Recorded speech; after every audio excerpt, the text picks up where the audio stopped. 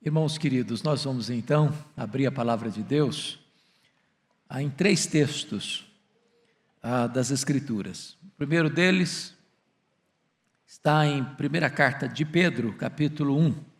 Peço que você abra, por favor. Primeira carta de Pedro, capítulo 1, versos 18 a 21.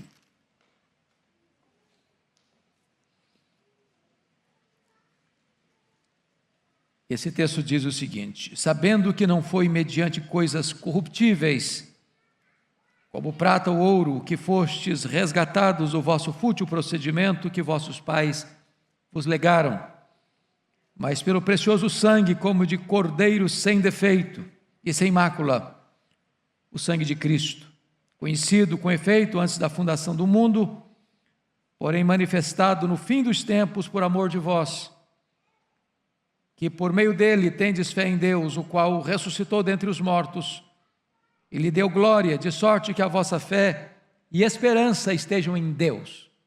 O segundo texto, meus amados, está na primeira carta de João, no capítulo 1, versículo 7. Está escrito o seguinte: se porém andarmos na luz, como ele está na luz, mantemos comunhão uns com os outros, e o sangue de Jesus, seu Filho, nos purifica de todo o pecado. E o terceiro texto em Hebreus, capítulo 12. Hebreus, capítulo 12, versos 22 a 25. Está escrito: mas tendes chegado ao monte Sião, e à cidade do Deus vivo, a Jerusalém celestial, e a incontáveis hostes de anjos, e a universal assembleia, e a igreja dos primogênitos arrolados nos céus, e a Deus o juiz de todos, e aos espíritos dos justos aperfeiçoados, e a Jesus o mediador da nova aliança, e ao sangue da aspersão que fala coisas superiores ao que fala o próprio Abel. Tende cuidado, não recuseis ao que fala, pois se não escaparam aqueles que recusaram ouvir quem divinamente os advertia sobre a terra, muito menos nós, os que nos desviamos daquele que dos céus nos adverte. Eu quero, à luz desses 3 textos, meus amados, conversar com vocês nesta manhã sobre o poder do sangue de Cristo. O poder do sangue de Cristo. E afirmar já de início que o sangue de Cristo é o tema central da Bíblia. Há um fio escarlate que passa por toda a Bíblia. O sangue faz parte da história da redenção. Na verdade, no Velho Testamento, o sangue de Cristo é prefigurado, mas no Novo Testamento o sangue de Cristo é personificado. A Escritura chega a dizer desta maneira: não há remissão de pecados sem derramamento de sangue. Lá no Antigo Testamento, os sacrifícios eram feitos, os cordeiros eram imolados, o sangue era derramado. O sumo sacerdote entrava uma vez por ano no Santo dos Santos para fazer expiação pelos pecados do povo com o sangue do cordeiro. Tudo isso apontava para Cristo e o seu sacrifício na cruz, o seu sangue. Então, à luz desses 3 textos, eu gostaria de falar sobre 3 verdades. Primeiro, o valor. Segundo, a virtude. Terceiro, a voz. Como recurso mnemônico, todos os 3 começando com a letra V. Então vamos ver: valor, virtude e voz do sangue de Cristo. Vamos ver o primeiro texto então. Volta comigo lá para a primeira carta de Pedro, capítulo 1, por gentileza, versos 18 a 21. O valor do sangue de Cristo. Pedro destaca aqui 3 coisas. Primeiro, olha comigo os versos 18 e 19, que diz que não foi mediante coisas corruptíveis como prata ou ouro que fostes resgatados do vosso fútil procedimento que vossos pais vos legaram, mas pelo precioso sangue, como de cordeiro imaculado. A primeira coisa é o valor desse sangue. Veja vocês que Pedro vai usar os dois metais mais preciosos e usados na época e ainda hoje, para aquisição, para compra, para você adquirir bens. E quando Pedro levanta isso, ele diz que Deus, ao comprar você, ao redimir você, ao resgatar você, não usou os metais mais nobres, como prata e ouro, mas Ele comprou você com o sangue do Cordeiro Imaculado, o sangue do Cordeiro sem defeito, o sangue de Jesus, o sangue de Cristo.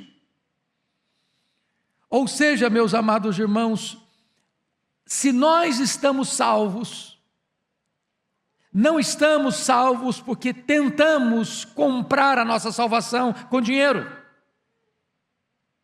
com obras, com méritos, com realizações humanas, com o nosso religiosismo, com os nossos rituais sagrados. Nós fomos resgatados, fomos comprados, fomos redimidos pelo sangue de Cristo. O apóstolo Paulo, conversando com os presbíteros de Éfeso, lá no capítulo 20, verso 28 de Atos, diz o seguinte: atendei por vós e por todo o rebanho, sobre o qual o Espírito Santo vos constituiu bispos, para pastoreardes a igreja de Deus, que Ele comprou com o seu próprio sangue, o sangue de Cristo. Então você tem tanto valor para Deus, você é tão precioso para Deus, que quando Ele foi comprar você para Ele, Ele usou a moeda mais preciosa do universo, o sangue do seu próprio Filho. Segundo lugar, seu valor é indispensável, porque veja vocês no verso 19, que Ele nos resgatou do nosso fútil procedimento pelo precioso sangue de Cristo. E quando eu olho para a Escritura e vejo que não há remissão de pecados sem derramamento de sangue, e sangue de touros e de bodes e de cordeiros não podem nos resgatar do nosso fútil procedimento, tudo isso que acontecera há séculos e séculos na história da redenção era pedagógico e era profético, e isto apontava para o grande sacrifício, único sacrifício, cabal sacrifício, irrepetível sacrifício realizado na cruz do Calvário. Está representando para nós algo sublime, que Deus, sendo Deus, não encontrou nenhum outro meio de salvar você a não ser pela morte do seu Filho. E é por isso que o Antigo Testamento vai prefigurando isso, desde Gênesis 3:21. Quando Adão e Eva pecaram, tentaram se esconder de Deus, fizeram vestimentas de folhas, e Deus então vai sacrificar um animal e vai vesti-los de pele, e ali está a primeira prefiguração da expiação. Eles não podiam ser vestidos sem que um inocente fosse imolado por eles. E você vai encontrar isso depois em Gênesis 4:4, quando Abel traz a Deus um sacrifício das primícias do rebanho. E então a Bíblia diz que Deus aceitou Abel, e Deus aceitou o culto de Abel, porque o culto de Abel vem nessa mesma linha de que não há remissão de pecado sem derramamento de sangue. E você encontra lá em Gênesis capítulo 12, versículo 13, a instituição da Páscoa. Foi o momento da libertação de Israel, o maior símbolo da Escritura sobre a nossa redenção, quando Deus ordena a Moisés para que naquela noite ele imolasse um cordeiro para cada família e passasse o sangue desse cordeiro no batente das portas, porque naquela noite o anjo de Deus passaria e eliminaria no Egito todos os primogênitos, mas quando o anjo olhasse e visse o sangue no batente das portas, ele passaria por cima e não aplicaria o juízo. Deus não diz: quando eu ver o sofrimento do meu povo, Deus não diz, quando eu ver as virtudes do meu povo, ou Deus não diz, quando eu ver as obras do meu povo, ou quando eu ver a religiosidade do meu povo, não, quando eu ver o sangue, ou você está aí debaixo do sangue, ou não há salvação para você, ou você está debaixo do sangue e não há remissão de pecados para você. É o sangue que nos redime, é por causa do sangue que o juízo não é aplicado, é por causa do sangue é que ele nos poupa. Agora preste atenção, não é o cordeiro, nem a morte do cordeiro, nem mesmo o sangue do cordeiro, é o sangue aplicado. Em outras palavras, não basta você saber que Jesus é o Cordeiro de Deus, não basta você saber que Jesus é o Cordeiro Imaculado, não basta você saber que Jesus morreu na cruz, não basta você saber que Ele verteu o seu sangue, é necessário que você se aproprie do sacrifício dele para que você seja salvo.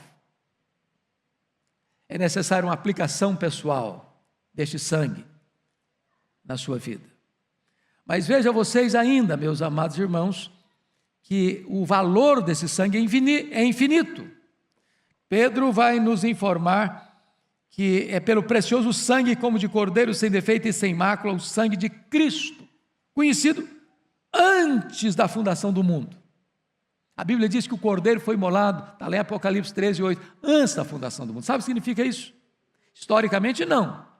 Historicamente o cordeiro foi imolado lá em Jerusalém, na festa da Páscoa, quando Jesus foi preso, foi julgado, foi condenado, foi pregado naquela cruz, historicamente. Mas nos decretos de Deus, nos planos de Deus, isso aconteceu antes da criação do mundo. E esse valor é infinito, primeiro porque Jesus é o Cordeiro de Deus.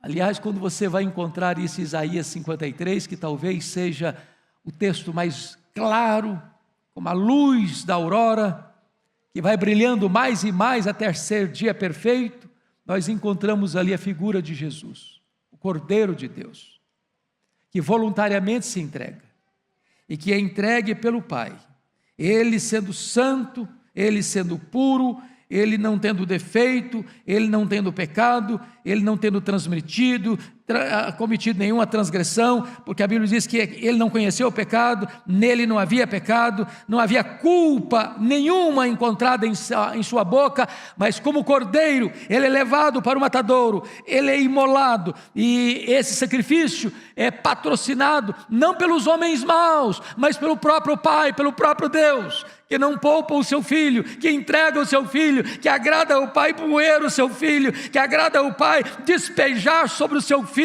toda a sua ira que devia cair sobre nós, e Ele providencia que o seu filho seja o cordeiro substituto. A morte dele foi em seu lugar, ele morreu pelos seus pecados, ele morreu a sua morte, ele morreu morte substitutiva para que você pudesse ter redenção. Este é o grande valor do sangue de Cristo. Ele morreu a nossa morte para nos dar a vida eterna.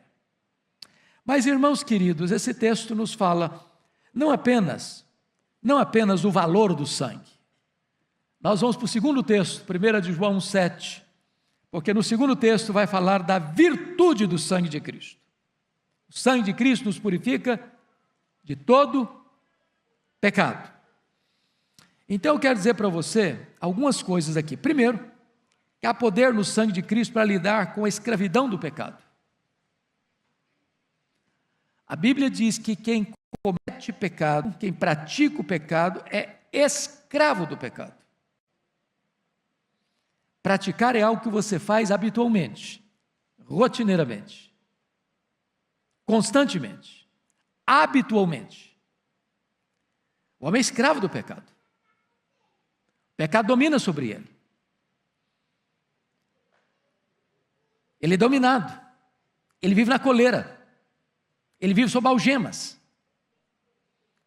São os vícios, são as mazelas. É o pecado que domina, é o pecado que reina no coração da pessoa. A pessoa não pode libertar ela mesma. ela não pode romper essas algemas, ela não pode se limpar, ela não pode se perdoar, ela não pode se transformar. É por isso que toda religião humanista é uma falácia. É por isso que toda tentativa do homem ser a solução da sua própria vida é um engodo. Desta forma, quando você é lavado no sangue de Jesus, você tem redenção nesse sangue. O Senhor quebra o poder do pecado, o Senhor rompe os grilhões do pecado, o Senhor liberta você, quebra suas algemas e você verdadeiramente é livre, porque o sangue de Jesus é suficientemente poderoso para libertar você do poder do pecado. Você não é mais escravo do pecado. Que verdade bendita, irmãos. Você encontra as pessoas fazendo as maiores atrocidades, elas são escravas, elas são dominadas, elas são prisioneiras, elas são cativas. O diabo mantém na casa dele os seus bens. O diabo tem um reino, é o reino das trevas, e as pessoas estão lá, debaixo da potestade de Satanás, até o momento em que você é lavado, é remido no sangue do Cordeiro, e você é liberto.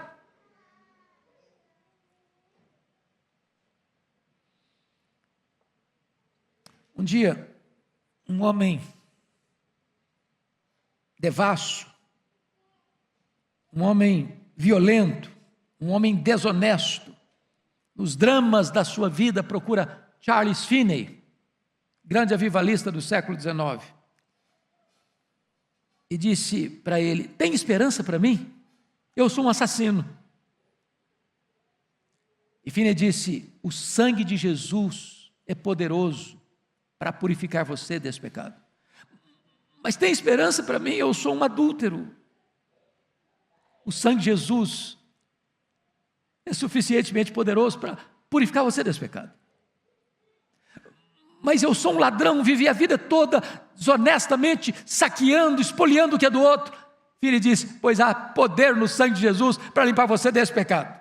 Não importa qual pecado, não importa quanto tempo você pratica esse pecado, não importa quão escravo você seja desse pecado, não importa quão sujo esse pecado, não importa quão maligno esse pecado, não importa quanto esse pecado dominou o seu coração, hoje, agora, nesse momento, o sangue de Jesus é poderoso para limpar você desse pecado. Não há limitação no sangue de Jesus, ele é suficientemente poderoso para limpar-nos, para purificar-nos. Mas mais do que isso, o sangue de Jesus não é apenas poderoso para lidar com a escravidão do pecado, mas o sangue de Jesus é também poderoso para lidar com a punição do pecado. Sabe o que a Bíblia diz? Que o salário do pecado é a morte, e que a alma que pecar, essa morrerá. Meus amados irmãos, significa então que se eu estou livre da punição do pecado, e Deus, que é justo, não inocenta o culpado, Deus não pode fazer vistas grossas com o nosso pecado. Deus não pode dar um jeitinho brasileiro e passar pano em cima dos nossos pecados. Deus não pode olhar rasamente, superficialmente, não, passa, tudo bem. Não. Mas a única maneira de Deus nos libertar da penalidade, da condenação dos nossos pecados, foi providenciar um substituto, que não tivesse pecado, que fosse o Cordeiro imaculado e sem mácula. E então Deus envia o seu Filho como nosso substituto, representante, fiador. E ao ir para a cruz, diz a Bíblia, que ele vai carregando sobre o seu corpo no madeiro todos os nossos pecados. Que ele, sendo santo, foi feito pecado por nós. Que ele, sendo bendito, foi feito maldição por nós. E que quando ele estava ali naquela cruz, agradou ao Pai lançar sobre ele a iniquidade de todos nós. A ponto do Pai precisar desampará-lo naquela cruz para amparar você, a ponto do sol brilhando ao meio-dia esconder o rosto dele, porque ali havia treva, não a dele, mas a minha, a sua, que estava sobre ele. E ele sozinho bebe o cálice amargo da ira de Deus que devia cair sobre a sua cabeça, sobre a minha cabeça. E quando ele morre, diz a Escritura que antes de morrer, ele dá um brado na cruz e diz: está pago, tetelestai, está consumado, aquele que crê em mim não deve mais nada, eu estou levando sobre mim a condenação dele, e agora esta pessoa que crê em mim é justificada, nenhuma condenação a mais sobre a sua vida, porque Jesus recebeu a sentença de morte que eu devia receber, que você devia receber. Então o sangue de Jesus nos livra e nos liberta também da condenação do pecado. Ele morreu por você.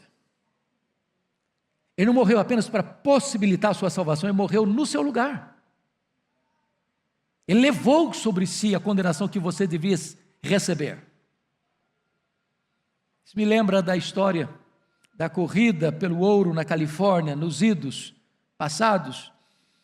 E um homem trabalhava lá, quando a esposa e seu filho resolveram fazer uma viagem, muitos meses, anos sem ver o marido, e ela embarca para encontrar o marido, e houve um naufrágio, e muitas pessoas morreram, e no momento em que está aquela angústia toda, vem um bote, e estava a mulher e o seu filho se afogando, e disseram: olha, só tem espaço para uma pessoa.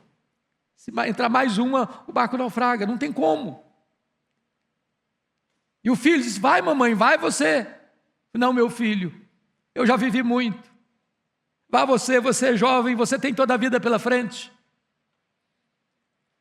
Naquela hora de decisão, a mãe disse assim para o filho: meu filho, se você viver para encontrar o seu pai, só dê um recado para ele: eu morri por você. Eu morri por você. Eu quero dizer para você hoje, nesta manhã, que Jesus lá do topo daquela cruz estava dizendo: eu morri por você, eu morri por você, eu morri por você. Ele levou sobre si a sua própria morte. Mas deixa eu lhe dizer em terceiro lugar, que há poder no sangue de Jesus para lidar também com a poluição do pecado. Irmãos, o pecado é sujo. Pecado polui, pecado macula, pecado é feio, pecado é horrendo aos olhos de Deus, pecado é maligníssimo, pecado é nódoa, é mancha. Mas a Bíblia diz que o sangue de Jesus nos purifica de quanto pecado? De todo pecado. Quantas pessoas atormentadas pela culpa, quantas pessoas desesperadas, adoecendo emocional e mentalmente por causa do chicote impiedoso da culpa, porque pecaram, estão sujas, enlameadas, atormentadas. Pois a Bíblia diz que ainda que os nossos pecados sejam vermelhos como o carmesim, eles se tornarão brancos como a neve. É isso que o sangue de Jesus Cristo faz. Então você que está aqui hoje, você que está nos assistindo, talvez você está aflito, aflita, angustiado, angustiada, você cometeu um erro, você cometeu um deslize, você cometeu um ato falho, você pecou, você caiu, você se sujou, você está na lama, você não sabe como fazer, pois o sangue de Jesus é poderoso para limpar você, para lavar você completamente. É o poder do sangue de Jesus.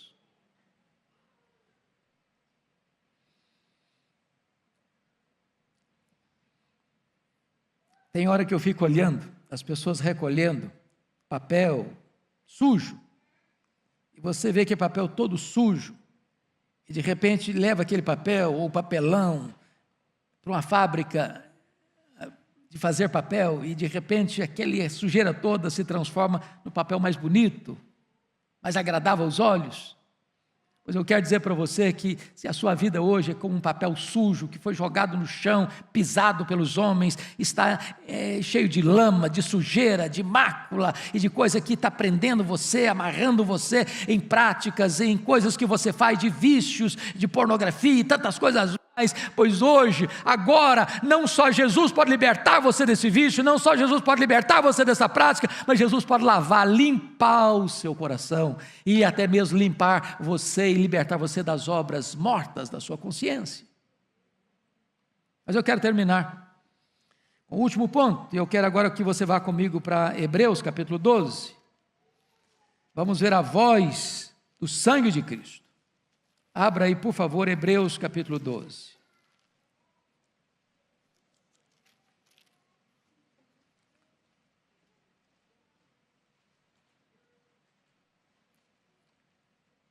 Versículo 24, e a Jesus, o mediador da nova aliança, e ao sangue da aspersão que fala coisas superiores ao que fala o próprio Abel. Por que a menção de Abel aqui? Por que relatar aqui a voz do sangue de Cristo, colocando junto o sangue, a voz do sangue de Abel? Quando Abel foi assassinado pelo seu irmão Caim, e Deus chega para Caim, pergunta: onde está o teu irmão? E Caim, tentando evadir-se da culpa do seu pecado de assassinato, perguntou: porventura eu sou o guardador do meu irmão? E o Senhor respondeu desde os céus: o sangue de Caim clama aos céus. A voz do sangue de Abel era a voz da vingança, clamava vingança.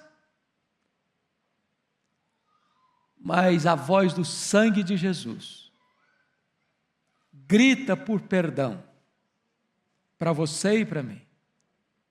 Ele estava vertendo o seu sangue na cruz. Ele diz: Pai, perdoa-lhes, porque não sabe o que fazem.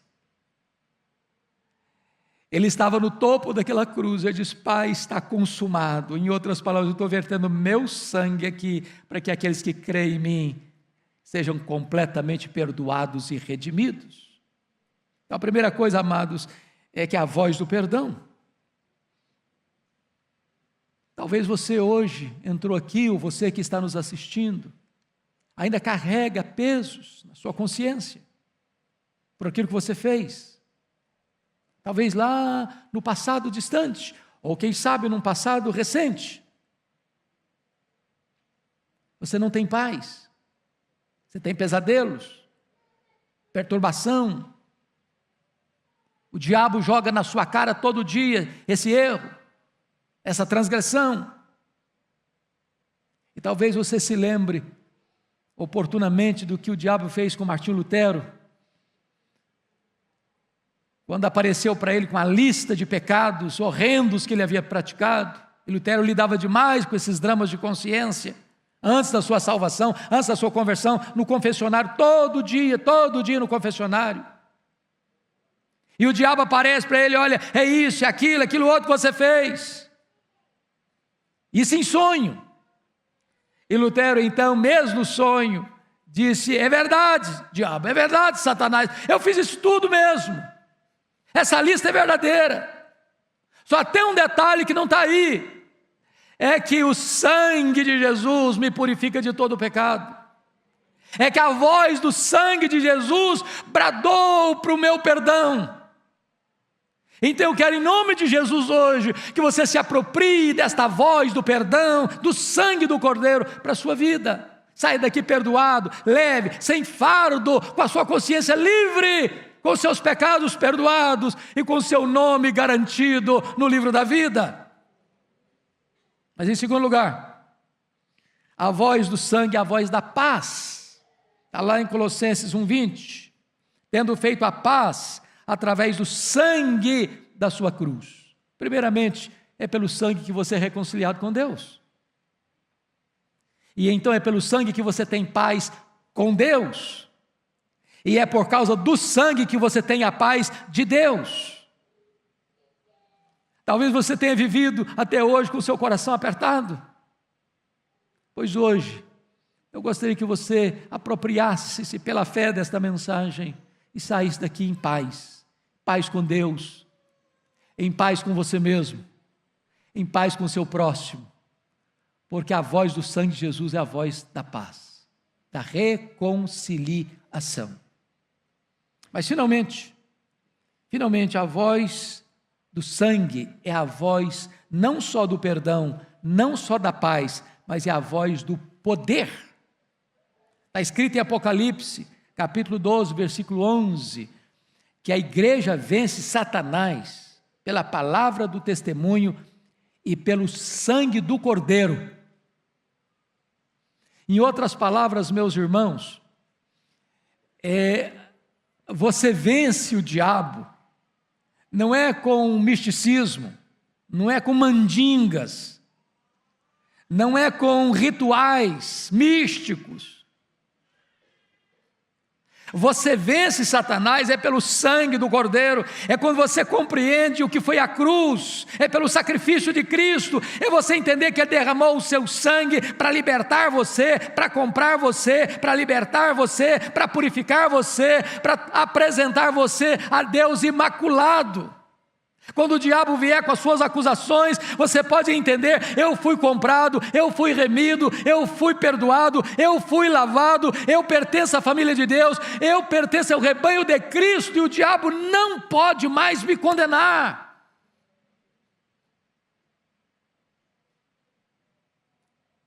Oh, amados irmãos, se você e eu estamos hoje debaixo do sangue de Jesus, nós estamos protegidos. O juízo não vem sobre a sua cabeça, não há condenação sobre você, porque o juízo que devia cair sobre você, caiu sobre Jesus. Por isso Ele verteu o seu sangue.